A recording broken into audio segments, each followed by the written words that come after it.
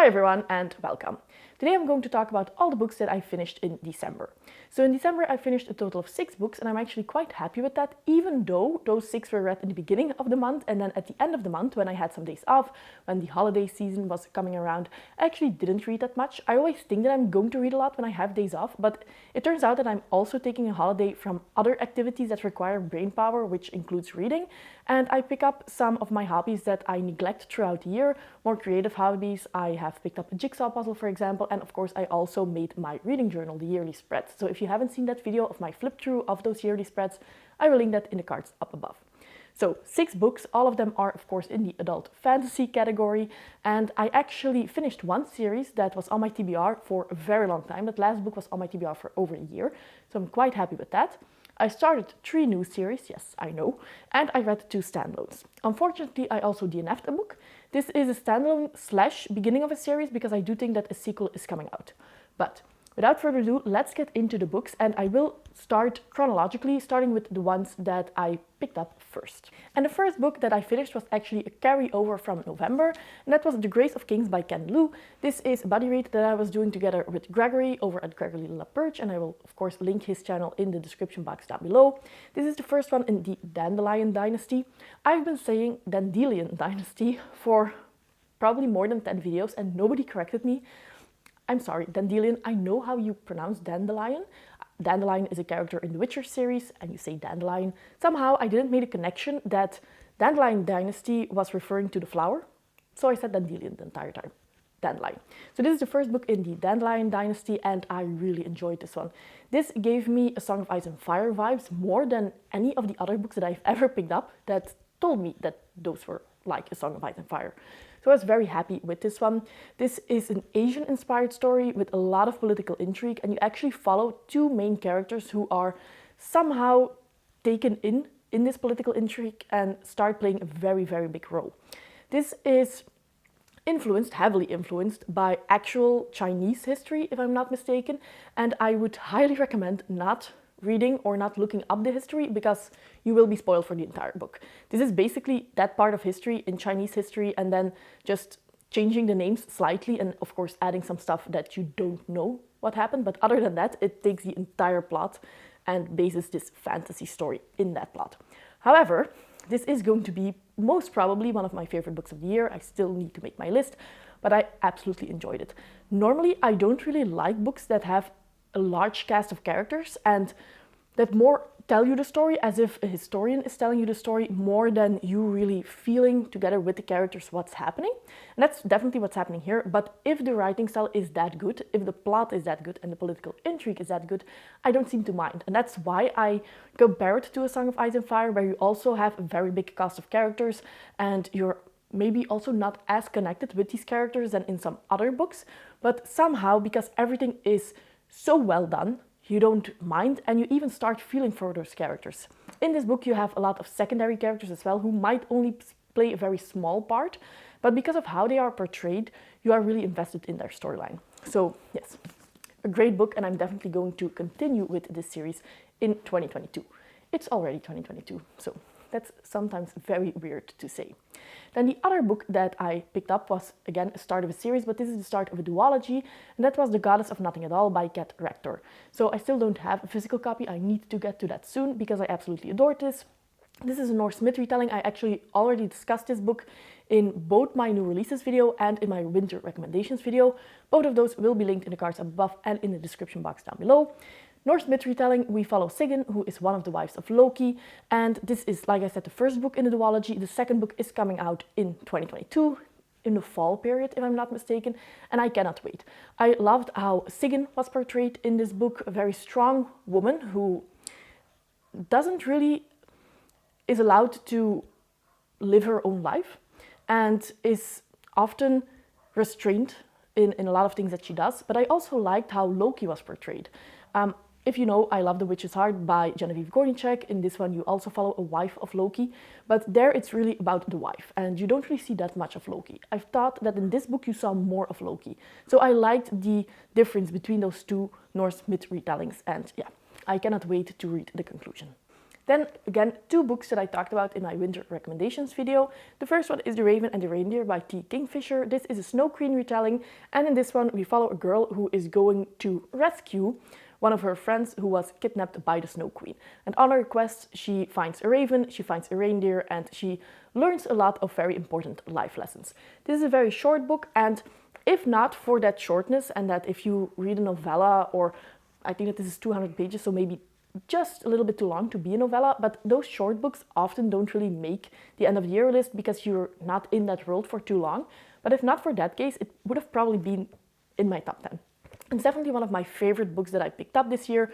You can read it in a weekend, in a day even, if you want to, and I really loved this book. And also how our main character grew throughout her journey and the life lessons that she learned. Really liked it, and T. Kingfisher is now an author that I definitely want to read more of.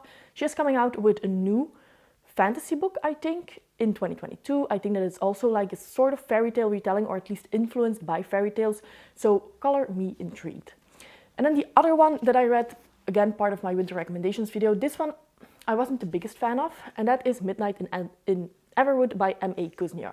This is a good book. It's a retelling of The Nutcracker, and I think it's fine.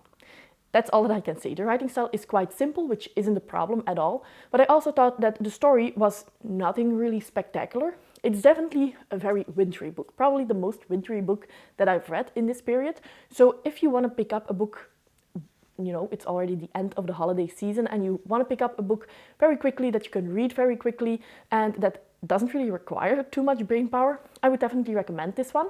But for my taste, it was a little bit too simple, and I like reading fairy tale retellings, but I felt like I wasn't really too invested in this book because I felt quite safe, and I felt like the main character was quite safe and everything was going to be okay by the end. And even though that often happens in fairy tale retellings, I like to have a little bit more suspension. So it's one that I recommend because it's perfect to read in winter, but it's not going to be one that I will think about a lot afterwards, just because it was just a little bit maybe too bland for my taste. And then this next book is definitely not boring. This is one of the top books that I picked up in 2021, and that is The Unbroken by C.L. Clarke. This is the first book in Magic of the Lost series. I don't really know how many books there are going to be. This is a new release of 2021, and I know that a lot of people don't seem to like it. A lot of people were underwhelmed by this book, but I absolutely loved it. In this one, we follow 2 women. We follow Terrain. On the one hand, she was kidnapped as a child, and she was trained as a child soldier for the Empire. And on the other hand, we follow Luca. Luca is a crown princess, and she needs to prove herself to be worthy of the crown by basically butting down a rebellion. So Terrain's whole, I don't really know how you call this, her whole group of soldiers, I suppose, needs to go to that colony where the rebellion is stirring, but this is also the colony where Terrain was originally from. I love this. I think that this is very character driven. I love colonial fantasies, even though I haven't read a lot of those. I want to pick up more now.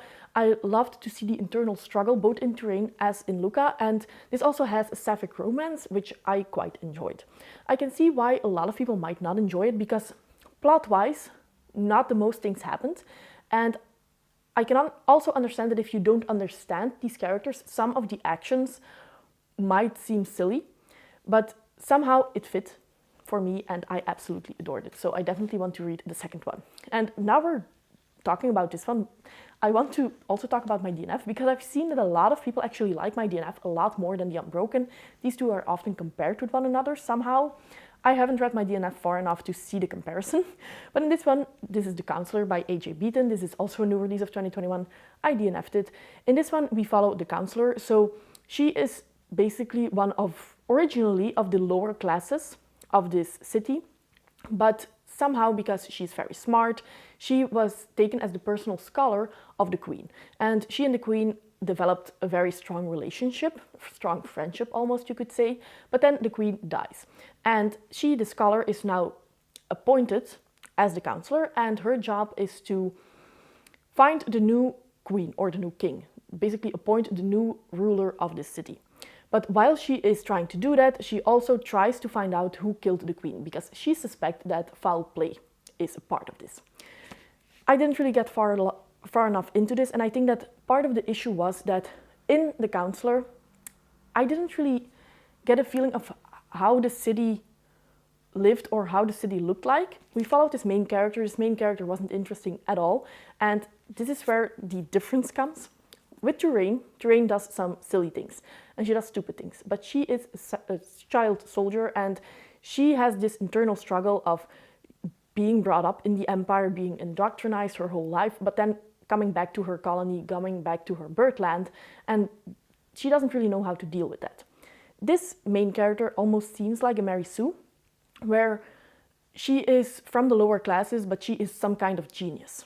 And she's going to fix it all. And I felt like she didn't really have the amount of baggage that she should have had coming from where she originally was. So somehow I just couldn't connect with the main character, and that's a big issue for me as a character-driven reader. I also think that the political intrigue, what a lot of people absolutely loved, I couldn't really see, but I DNF'd it at around 100 pages. I don't really remember even. So this just didn't really fit for me. As always for DNF, most of it is not that I'm not liking it, but more that I'm not feeling it. So I might pick it up in 2022 and feel completely different, but for now, this one just wasn't my cup of tea. And then the last book that I read, and I'm so happy that I finally did, and that is The Season of Storms by Andrzej Sapkowski. So this is, again, the Dutch edition. This is the prologue of The Witcher, but you should read it last of all, because a lot of people have told me if you read this, you will get spoiled for the main series. I don't know if those people have actually read this book, because you don't. You can very well read this one in the beginning if you want to, and you wouldn't get spoiled for the main series. However, I do think that it's best to read this at the end, because this is a story that's completely disconnected from everything that you read in the main series. It's a standalone. It's something that you follow Geralt, you follow Dandelion, and one of their quests that has nothing to do with the original main series quest. And it's just fun to come back to that world and to read more about Geralt and read more about some characters that you came to love in the original series. I am very happy that this one kept the same level of quality, even though it was written much later than all of the books in the original series, all of the short stories. I do think that you don't really feel that difference when you read them. So I'm so happy that I finally finished The Witcher, and now I actually want to reread them in English, because I read most of them in Dutch, and I think that translation was done very well.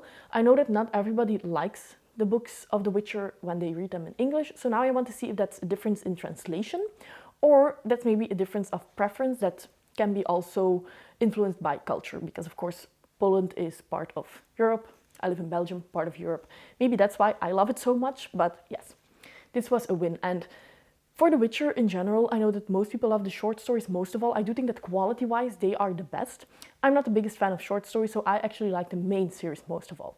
I do think that it ties up a little bit weird, and that's not the best, but in general, I really like the series, and those 5 main books in the main series. I like the 3 first one most of all, and then the 4th and the 5th one were not that good, but they were still quality-wise very well. And if you have read everything and you are wondering if you should pick up the prologue, yes. The prologue is definitely not as weird as the 4th and the 5th book, and especially maybe if you DNF the series, but you want to, because you want to see more of Geralt, and in the main series it's not really focused on Geralt, then pick this one up, because this is all about Geralt. So those were all of the books that I read in December. I'm very glad that most of the books that I picked up were of good quality and that I was happy to pick them up. And I was happy that I could not only start the year with a bang, because I picked up some great books so far in January, but I could also end 2021 with a bang. So please let me know in the comments down below which books you've read in December, what your favorite book was, and if unfortunately maybe you also DNF'd a book. As always, I hope that you enjoyed the video, and see you next time. Bye!